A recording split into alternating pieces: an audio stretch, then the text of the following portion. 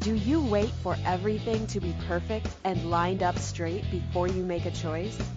How hard are you trying to get everything in your life right? What if jumping in and getting messy is one of the ways to find out what works for you? Discover how being willing to mess up can create the phenomenal life you truly desire.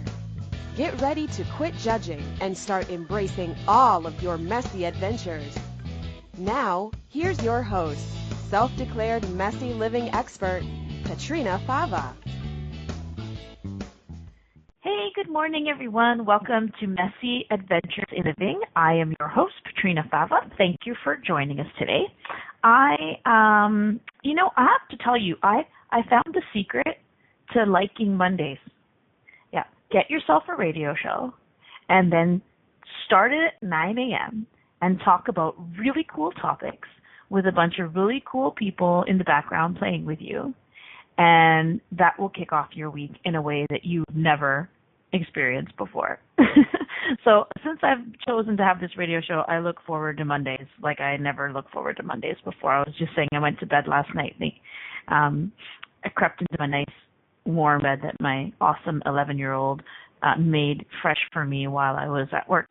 And I snuggled up with my cat on top of my lap, and I was like, "Oh, I get to play on the radio tomorrow morning." So yeah, hey, loving Mondays is possible, I tell you. Okay, so anyways, on that note, if this is the first time you are joining us, thank you for checking out Messy Adventures in Living. Who am I, Katrina Fava, besides your host? So here's a little bit about me. I like to call myself a messing expert. It's kind of a bit of a joke and kind of not, because I've judged myself my entire life for being messy. And I am finally at the point where I am embracing my messiness and looking at how this is actually a capacity and how it's a gift.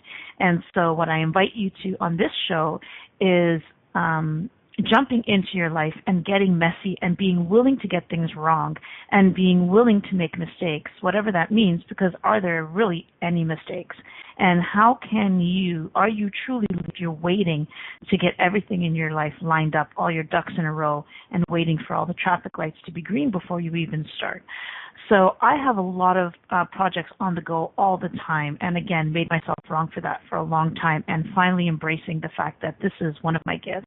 I do a lot of different things. I like to change things up. So I am a registered nurse. I work at Toronto's Sick Kids Hospital. I'm a pediatric nurse. I have been for about 19 years now, and I love to do that, and I am so honored that I get to play a part in people's lives, and I learn so much from the families and from the kids that I am so blessed to have in my life,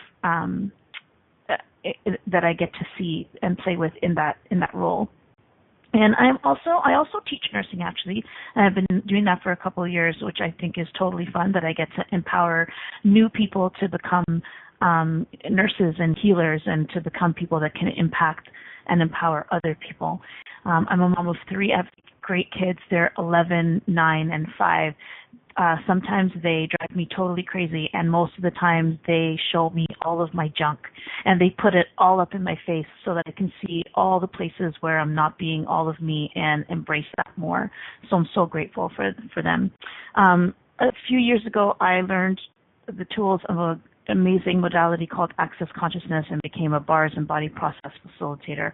I love to teach this modality, have private sessions with people, and really empower people to know that they are not wrong and that they are the creators of their lives. I also I like bodies, and so one of the things that I discovered a few years ago is that I really enjoy cooking things up in the kitchen, but not food. So I like to create natural body products. I have my own line of natural body products called Naturally Happy Body. So if you are interested, you can check me out at katrinafava.com and find out more about me. So today we are talking about bonding and families. So bonding and families, the glue that holds you together. what comes up for you when I say that? So maybe you are a mom. Did you immediately bond with your babies when they were born? Did it start to fade at some point? Do you ever feel cheated because you think that your parents didn't bond with you? Did you love your kids when they were babies because they're all soft and cute and cushy and they don't talk and give you heck, and then start to feel like they just annoyed you more and more every day as they got older? If you didn't bond with your baby, how much were you judged? And how much did you judge yourself? Do you feel guilty for not scheduling bonding time with your family, with your kids, with your friends? What the heck is bonding anyways? And why in the world would you want to be glued to anyone? So what if bonding is not what we think it is? What if you could have communion instead of bonding? And what does that look like? So explore what else is possible with bonding that may create space and ease within families, friendships, and relationships of all kinds. Are you guys ready? So this conversation came from a call that I did on a series called Conscious Birthing and Beyond, Illusion and Reality. It's a summit, a telesummit that I was invited to be a guest speaker on, and I talked about bonding. And the conversation, as always, went in a totally different direction than I thought it would, which was great. And I was so excited. I spoke for about 2 hours, and I was so excited, and I felt like there was so many more places we could go. And so I brought it here to Messy and Living, and I'm excited to talk about this with you guys today. So bonding. So I feel like I talk a lot about bonding in general in my life. I'm a pediatric nurse.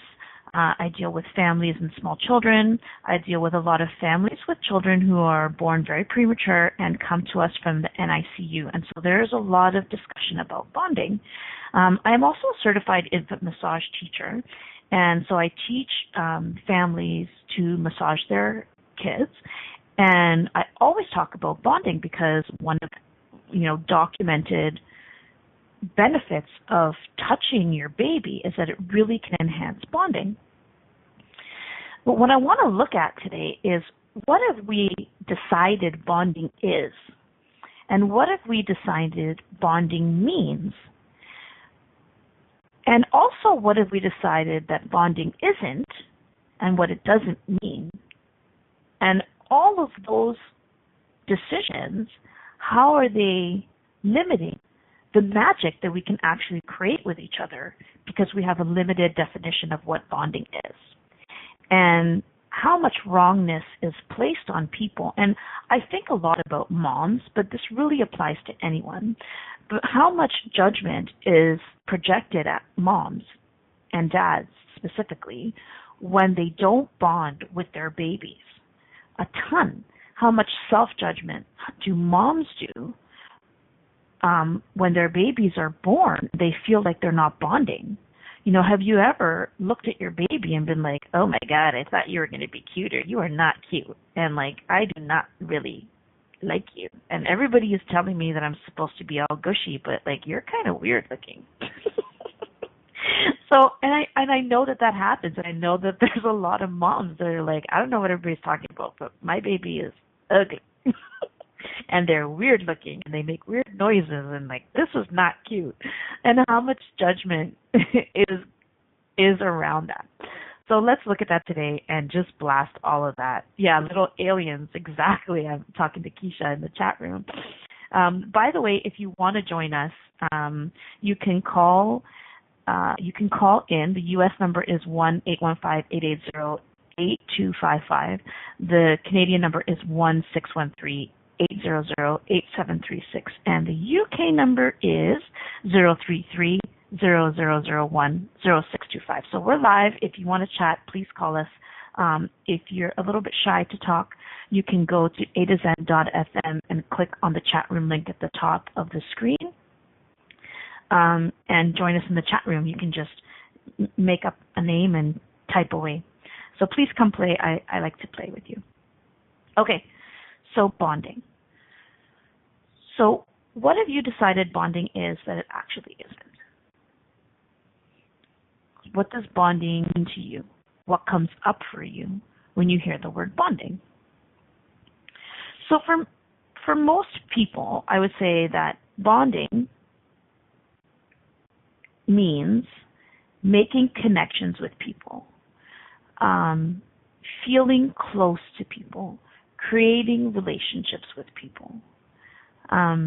Specifically in terms of bonding with babies, moms and babies, it often means, or what we've defined it as, is having these feelings towards your baby that are nurturing, that are caring, that you look at your baby and you're just totally head over heels in love with your baby. So I would say that this reality defines bonding as those things. And those things can be true. And what if they're not? And what could actually bonding be that we've decided it absolutely isn't? And I also want to look at the word bond and the word bonding. So we do this thing on Messy Adventures in Living and maybe on some other radio shows that you've heard here, where we look at the word, we look it up on Etymology Online, we look at the word, the definition, the definition from, like the 18th century. And I like to do that because I'm a little bit of a word nerd. So when I say the word bond, what comes up for you? I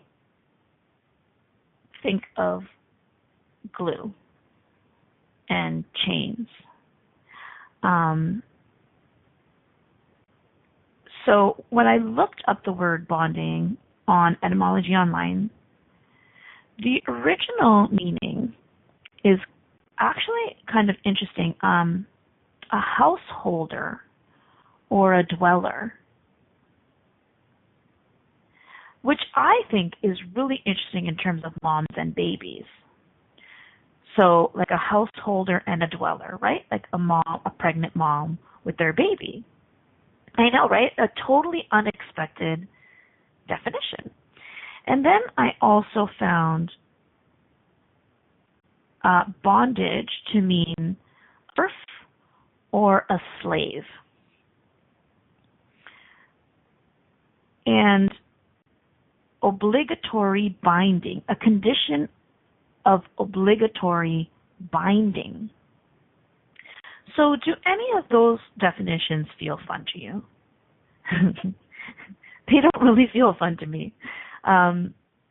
They really, for me, those definitions of bonding are a lot of no choice universe, right? So binding, a condition of obligation, obligatory binding, a serf or a slave. So what else is possible with us and our babies, with moms and babies, with families and their children, with your relationship with your friends? What else is possible besides what we have traditionally defined as bonding? So we are going to take a break, and then we're going to come back and explore that further. So you're listening to Messy Adventures in Living on A2Zen.fm with myself, Petrina Fava, and today we are talking about families, bonding and families, the glue that holds us together. So don't go anywhere. We'll be right back. Do you wait until all the traffic lights are green before you get in your car? Of course you don't. Are you waiting until you have everything perfect to begin living? Most of us have learned not to take any steps until we have all the information to make the right choice. What if the opposite is true? What if it's choice that creates awareness? Are you willing to make lots of messy choices so you can begin to see the possibilities that you didn't even think existed? Listen for Messy Adventures in Living radio show with self-declared messy living expert Petrina Fava every Monday at 9 a.m. Eastern Standard Time, 8 Central, 7 Mountain, and 6 Pacific on A2Zen.fm.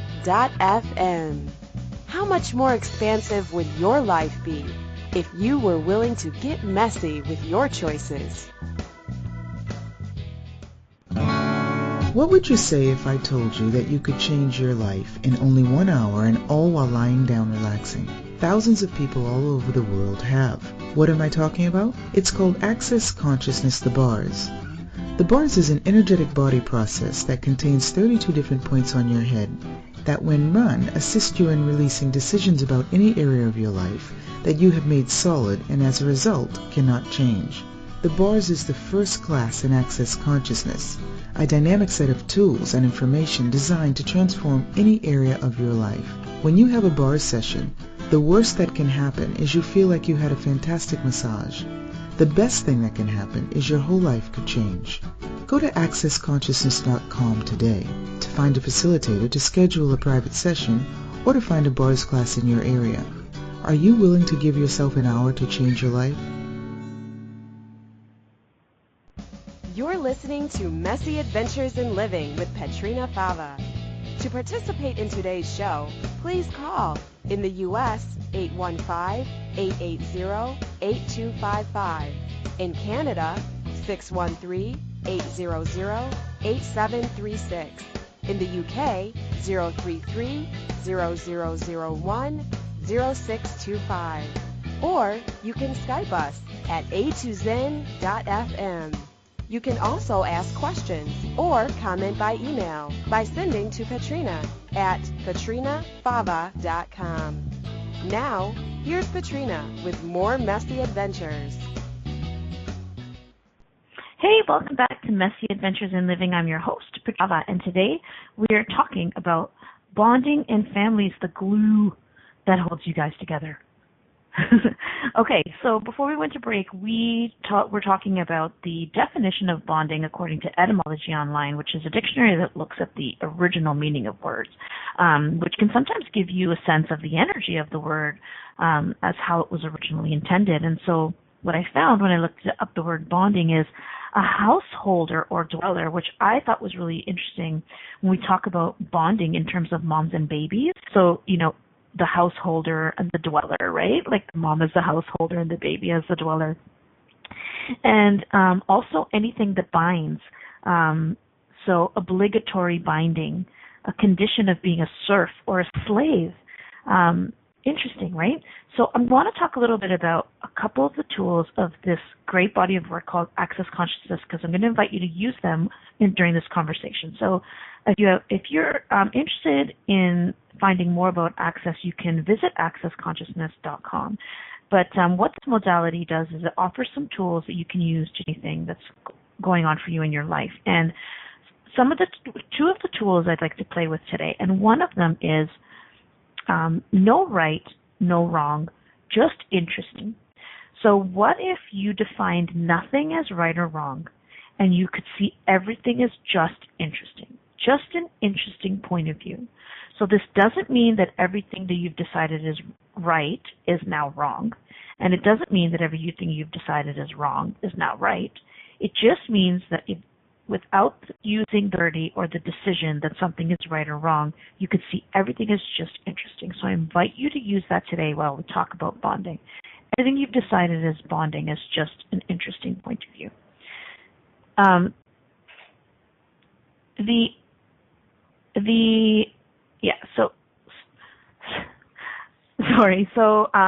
Everything is just an interesting point of view. So no right, no wrong, just interesting. So what if you decided bonding is? And what if you could see all of those definitions as an interesting point of view? So one of the points of view that we have in this reality is that bonding is required for healthy relationships within families. So what if that's just an interesting point of view? And what if bonding as nurturing, caring, loving feelings is also just an interesting point of view? So in the chat room, Eleanor, someone asked a great question. Where is it? So this reality insistent that we need to bond. What if we don't? Okay, so let's look at that. So this reality is insistent that we need to bond. By the definition, that we just said, right? So you need to create connections with people. You should create loving, nurturing relationships with people. And if you don't, that this is wrong. For sure that if you don't have this as a mom with your baby, this is a problem. Lack of bonding is a problem. It creates dysfunctional relationships. Babies thrive. There are studies that show that like lack of bonding is associated with negative outcomes, babies not thriving, not growing. So what if we just looked at that and said, that's an interesting point of view. So if it's just an interesting point of view, what are you actually aware of? So when there's something that you consider not bonding, so someone described not bonding as this like sense of emptiness. So if you have a baby and you don't feel bonded, and I'm just baby as an example, but you can take any relationship in which you feel that you don't have a bond with the other person. So if you perceive this emptiness or this lack of something, what if instead you ask the question, what am I aware of? So this reality is insistent that we need to bond, so what if we don't? So if you're an infinite being, would an infinite being need to bond with other infinite beings? Or would an infinite being have communion with all things all the time? Is not bonding even real? Is it even true that we cannot bond with someone? So are you an infinite being? So do you start and stop somewhere? Or are you infinite? And if we're all infinite beings, like I always imagine this infinite being as like this thing up in the heavens with like this, expanded energy and no physical body. And it's like, does an infinite being need to go, I need to go around bonding with my other infinite being playmates? How can I bond with them? Maybe we should play hockey together. Like, no, an infinite being would just be in communion with all things, with other beings, with the earth, with all of the creatures in the universe, right? So if you're an infinite being, do you need to bond? Or can you have communion with all things, and do you already have an awareness of all things? It feels really light. Yeah, thank you, Eleanor. So the other tool that Access offers that I invite you to play with is that the truth will make you feel light and a lie will make you feel heavy. So as I'm talking, you can play with that tool and like what is creating lightness in your world and what's creating this. So when we talk about bonding and bonding with your family and obligation, is there some heaviness there?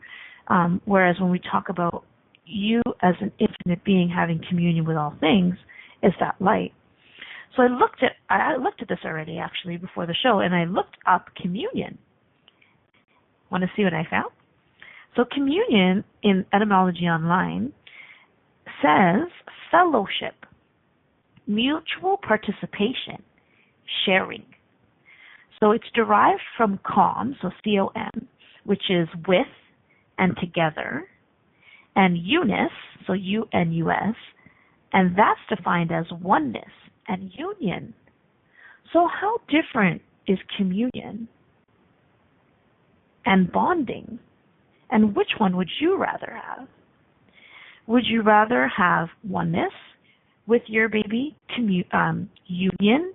Would you rather be with your baby, have togetherness with your baby? And what I get from this too is that there's this element of sharing, so this gifting and receiving. So, where have we decided that as parents we're responsible for bonding with the child, and that we provide for the baby? Right? So as a mom, I provide for the baby. I care for the baby. I give to the baby. So I feed the baby, I diaper the baby, I bathe the baby, I clothe the baby, I house the baby, I give birth to the baby. I provide everything for this poor, helpless baby. Where is the receiving? So where is the gifting and receiving in that relationship? So we've identified bonding as, I'm the mom. I'm responsible for bonding with my baby. I need to give all these things to my baby. I need to do all these things for my baby. I need to do all these things that this reality defines as bonding. what if your baby is an equal contributor, and how much can babies contribute to us, and our children contribute to us, whatever the relationship is that you're looking at, contribute to us, that we have not acknowledged. And I just, this thing with moms and babies is just so much in my awareness, because I feel like we discount babies and their contribution in this world, because we look at them as these helpless little things who can't do anything or don't do anything, and that we need to do everything for them. And it's just such a lie. I know it is. I know with every ounce of my being that is just such a lie. I look at babies that I care in the hospital, and I know that those beings are creators of magnitude. They are powerful, and they can impact the people around them like nothing else I have ever seen. So to look at a baby and think that it's helpless is just the biggest bullshit I have ever heard in my life. So, what if we could look at having communion? So what if we could invite moms to have communion with their babies, and how much are moms not receiving from babies that they could be receiving, the gift that they are, the gift that they bring.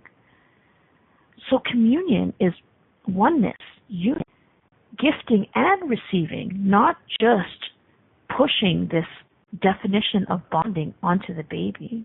And how much of this unwillingness or not acknowledging the contribution that the baby is to your life is creating this thing that we call not bonding, or how much of it is creating dis-ease for the baby. What if we defined as colic, or babies are crying, and energetically, what are the babies that we're not looking at? And how much of that is actually that their contribution is not being received? And how much could we change that if we lowered our barriers and acknowledge these babies, these beings? They're infinite beings in small bodies, but they are not small beings. What could change if we acknowledge them for the gift that they are, and for everything that they're actually giving us that we just can't see? So again, I'm going to put this out there again. If you're an infinite being, does an infinite being need to bond, or are they already in communion with all things? So I would say that if you think you're not bonding with someone, I would encourage you to ask, instead of what the hell is wrong with me, I'm not bonding with my baby, or I'm not bonding with my kids, I would invite you to ask this question: what am I aware of? What am I aware of? So maybe you have and you really don't like your baby. So actually, let's go to break, and I'd like to look at this, because I'd like to look a little bit at postpartum depression and what this could actually be, because I had a really interesting awareness about this yesterday. So thanks for listening so far. You're listening to Messy Adventures in Living. Please don't go anywhere. We're going to take a short break, and then we're going to come back and continue our conversation about bonding in families, the glue that holds us together.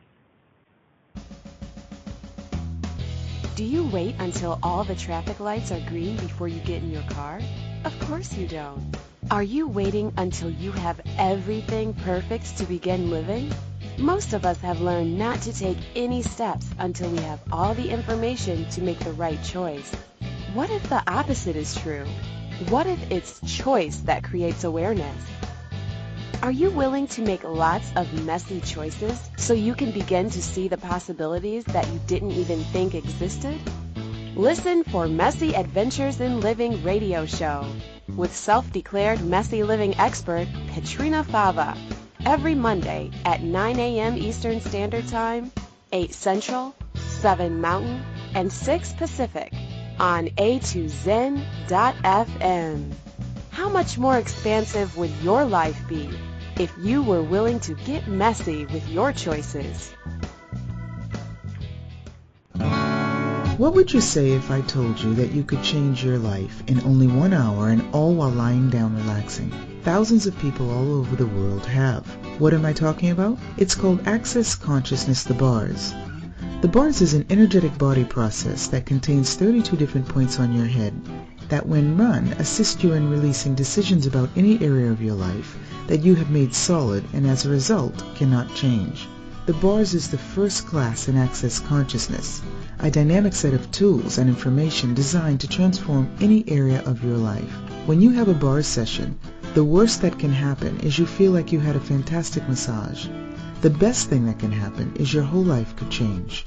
Go to accessconsciousness.com today to find a facilitator to schedule a private session or to find a bars class in your area. Are you willing to give yourself an hour to change your life? You're listening to Messy Adventures in Living with Petrina Fava. To participate in today's show, please call in the U.S. 815-880-8255. In Canada, 613-800-8736. In the UK, 033-0001-0625. Or you can Skype us at a2zen.fm. You can also ask questions or comment by email by sending to Petrina at petrinafava.com. Now, here's Petrina with more Messy Adventures. Hey, welcome back. You're listening to Messy Adventures in Living on a2zen.fm. I am your host, Petrina Fava. I just want to invite you, if you're interested in contacting me, or I do offer private facilitation. If this is something you would like to discuss with me in private, please visit my website, www.petrinafava.com. I also have several social media links.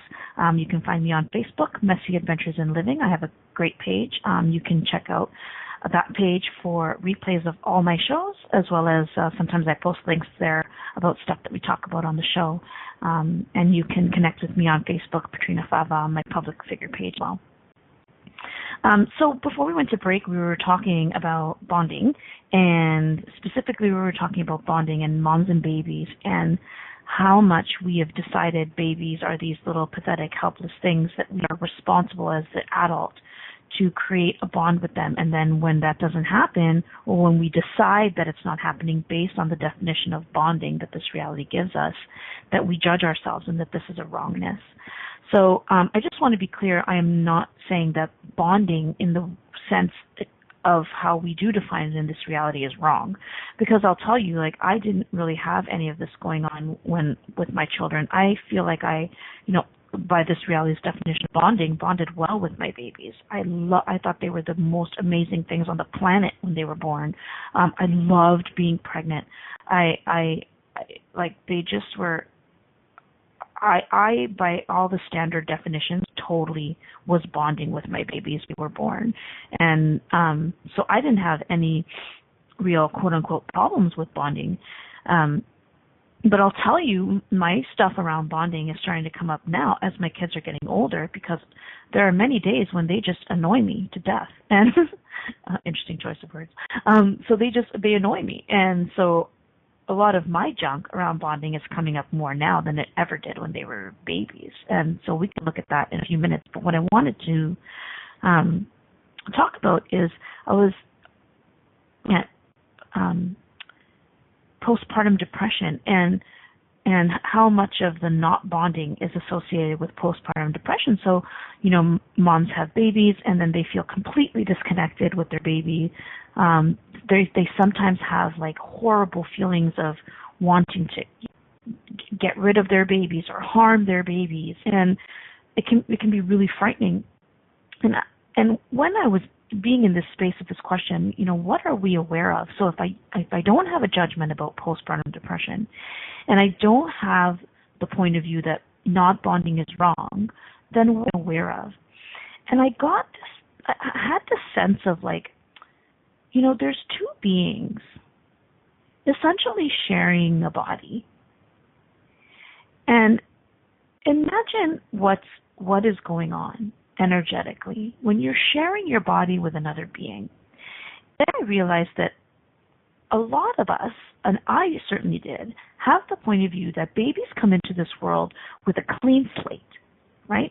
So, you may have religious beliefs, you may have other kinds of spiritual beliefs, or, no spiritual beliefs, but you may have some beliefs that lead you to the conclusion that babies come in to this world with no junk, with no points of view, with no crap from other lifetimes. And what if that's not true? Because I totally had that point of view. I'm like, babies are clean slates.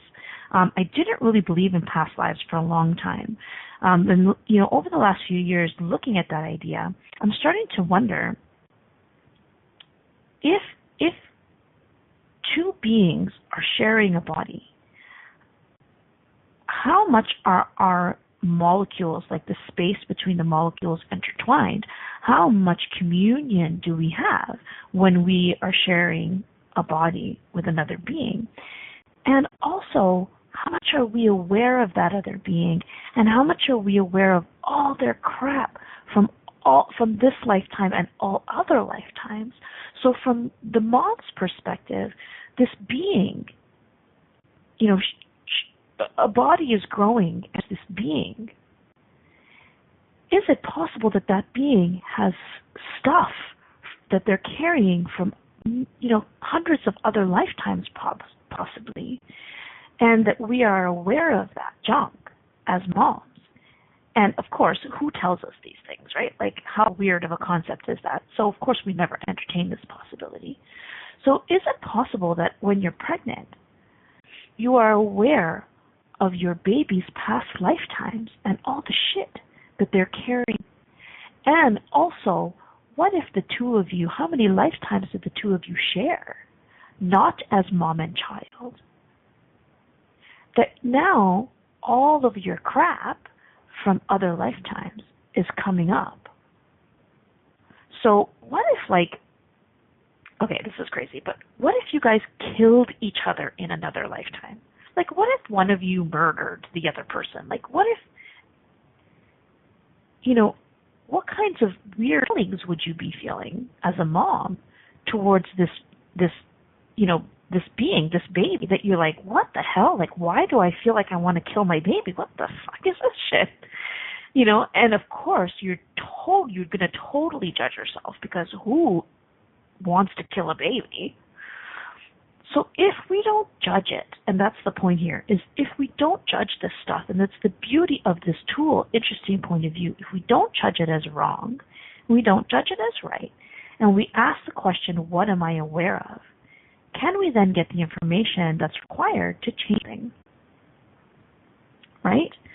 So, if this is something that's been happening for you, or if you're listening to this and you're pregnant, or you have had postpartum depression, or you're in the middle of postpartum depression, please don't judge, and use this tool. Everything is just an interesting point of view, and ask yourself, what are you aware of?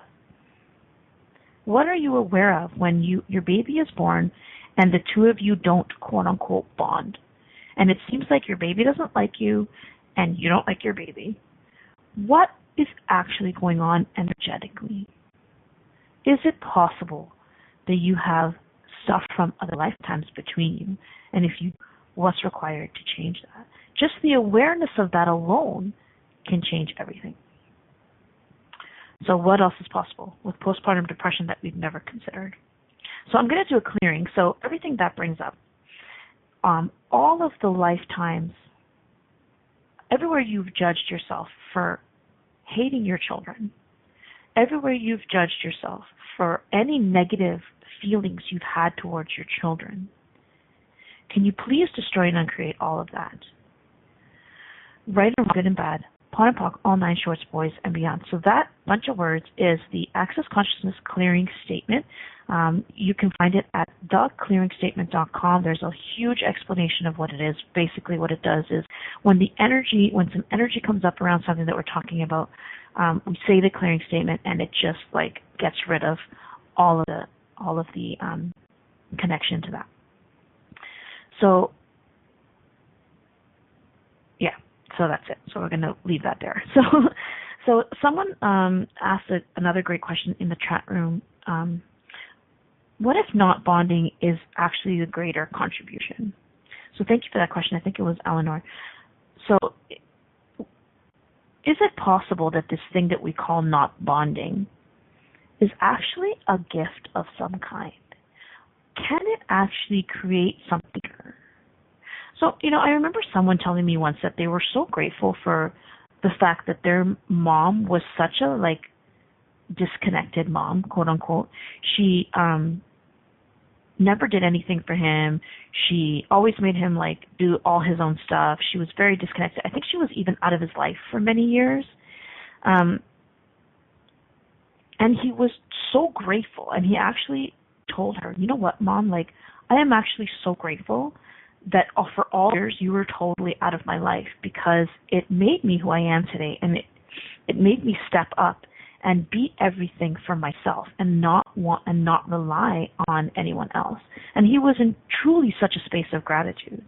So, everywhere you're judging yourself for not bonding with your kids, or for not doing the things that this reality tells you is bonding, eating meals together or playing sports together, or what else? What other things that we decide are bonding? Going shopping and doing your daughter. So that, by the way, is something I've been judging myself for. So there you go. So everywhere you have decided that not bonding with your children is damaging them, where actually it could be a contribution, and everywhere you're unwilling to acknowledge the gift that it could be, would you please destroy and uncreate all that? Right, wrong, good and bad, pun and pock, all nine shorts, boys and beyonds. And what other things could you be or do that would create communion with you and your children and your family, different from bonding? And what is this thing that we defined as bonding actually creating, which is what I think Rhonda mentioned in the chat room. So if we do this thing called bonding, that this reality tells us is bonding, right? So spending lots of time together, going on regular vacations together, going skiing every weekend, having dinner, insisting. So this is something that a friend of mine tells me all the time, drives her crazy, that her family insists that they have Sunday dinner together every single weekend. So for their whole entire life, Sunday afternoons are dedicated to dinner with the family, and there are no ifs, ands, or buts, and there's no flexibility. And it's this point of view that this is how they bond.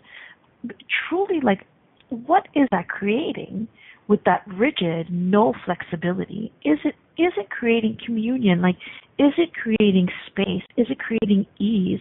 Or is it actually creating havoc in some ways when you feel obliged to go to dinner at your parents' house every single Sunday with no flexibility? Is it creating resentment? What is it actually creating? And is it possible that giving people can actually be the greater contribution? And the other point I wanted to make is, where have we decided that bonding means you have to be in close proximity to each other? So my brother has spent the last 6 years living in Korea. He went over to Korea to teach English and then decided to stay and get married and have a kid over there. And he actually recently just came back, which I'm so excited about. But that has been a huge gift to me, because I get that separation is a lie, because we have totally continued to have communion with each other across the world. And I actually think our quote-unquote bond has been enhanced over the last 6 years. And of course, we've been able to keep in touch over electronic media and telephone and that kind of thing. But where have we decided that bonding means that we have to be it has to be with our bodies? If your baby is in the neonatal intensive care unit and attached to a million wires and under the lights and in an incubator, and you can't touch your baby, are you going to go into a tailspin because, oh my God, I can't bond with my baby? And is that a lie? So can you energetically connect with people and bond with them in a way that this reality doesn't teach us? Can you have union? Can you have communion and togetherness? And can there be a sharing? Can there be an interconnectedness without the hands-on touch? And of course, again, I'm not making body is wrong, because bodies love to be touched. And, I teach infant massage to families because I think it is amazing and I think a wonderful way to connect with your baby, to have communion. But, I'm going to be teaching this. I teach this now with the tools of access in such a different way.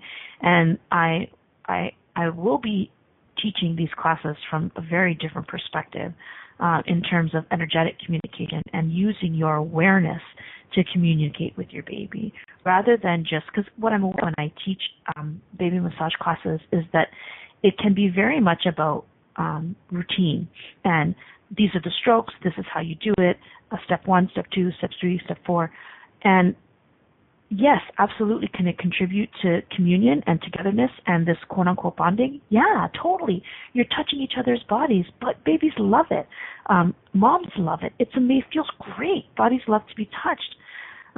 And what else is possible? So when you bring your awareness into that touch, then is there a whole other level of communion and a whole other level of creating something magical between the two of you that could be this thing that we desire, which we call bonding.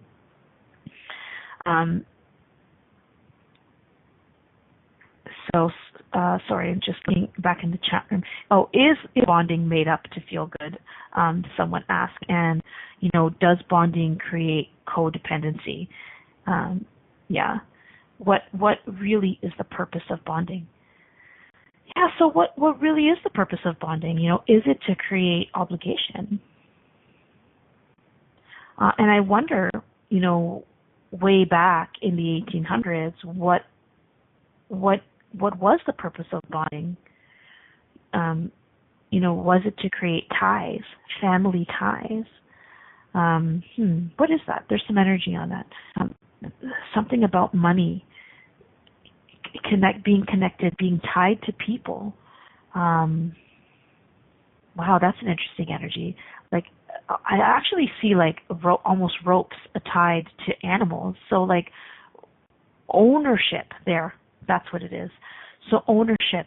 So everywhere that you have been owned, everywhere you've been bonded and owned, or everywhere you have tried to bond with people as a way to own them, will you please destroy and uncreate all of that? Right, wrong, good and bad, POD and POC, all 9 shorts, boys and beyonds. And what else is that? So how many oaths have we taken to be bonded to our families? So even marriage, right? If you look at marriage, how much of this oath binding contracts are involved, and where's the choice in that? Is there choice anywhere in that? Who really wants to be bound and obligated? Where is the element of choice? And again, not making marriage wrong, not making families and this idea of bonding wrong, but is there a different possibility? Is it possible to have space and choose to be with the people around you? What would it be like if you could choose to enjoy your family, to enjoy your relationships, rather to be bound by that, rather than being bound to them by this obligation? Eleanor in the chat room is just saying bonding is like being molded into who you are being bonded to. That's interesting. So bonding is like being molded into who you are being bonded to. It's like, creating your daughters into mini. Is that what you mean, Eleanor? That's kind of what's coming up for me. Doing similar things with your children. And are you being molded into who you are being bonded to? Yeah, so where have we misidentified being bonded to people as being similar to them? And are those connection points? So are we creating connection points? So the one plus 2 degree of bonding, this plus this equals this, and are we creating connection points that then if those connection points are not there, we've decided that we don't have a good relationship? And are we always looking to the same connection point? So I'll give you a quick example. Oh my God, we only have 5 minutes left. Don't mind this thing where we talk about and all the things that drive us crazy. And I realized that this is a connection point that we had, and we can bond over this, and it's funny. And, is that really what I want to have with him? Like, do I really want to just bond over, like, the crazy things that we think my mom does? Like, no, I would rather have communion. So we are at 4 minutes to the end. What else do I want to say about bonding? Sorry, Keisha was just saying I don't get that it was used in the way that we use it now. Yeah, exactly. So how much have we twisted this idea of bonding? So what I'll leave you with is, take a look at all the relationships in your life. Everywhere that you've decided it's wrong to not bond with your friends, your family, your lover, your husband, and especially with your babies and your children. And please just invite you to see everything as just an interesting point of view. And, what I'm aware of is a great question. So if you perceive that you're not bonding with your baby, if you're not bonding with your children or anyone else in your life, please ask yourself, what am I aware of? Because you might get the awareness of some crazy stuff that is really going on between the two of you, that then you can change once you have the awareness of it. But if you're stuck in the wrongness of not bonding, then all you're doing is judging the crap out of yourself and then deciding that, you have postpartum depression or that something is wrong and that you need meds and that kind of thing. So thank you so much for joining me today and talking about bonding. And what else is truly possible if we can look at having communion with each other? And, if you're an infinite being, do you need to bond with other infinite beings? Or do you actually already have communion with all things? And what does that look like? So what if we decided as bonding that it actually isn't? And what is it, or what could bonding be? What could communion be that we've never considered before? What else is possible with this? Are you already in communion with all living things? Or do you need to do things like eat with your family, sit down for family dinners, have regular weekend family dinners? Are those things necessary? And what are they creating in your life? What is, male bonding creating with your friendships when you feel like you have to haze each other and punch each other out? Or what is it creating when you feel like you have to bond over meals? What's that creating for your body? What if this doesn't work for you? Remember that whatever you decide bonding is, you're closing the doors to all the other possibilities of what you can have as communion. So what is possible for you now to have as communion with all things, with all living things, with all members of your family that's never been possible before? Thank you for joining me on Messy Adventures in Living. I'm your host, Patrina Fava. Join us again next week when we'll be joined by a very great guest, Katie Rubin, and we will be looking at consciousness and the hilarious that it can be. Thank you so much to everyone for playing in the chat room. Have a wonderful, wonderful week, and I will see you and I will talk to you again next week on Messy Adventures. Thanks for playing with us on Messy Adventures in Living.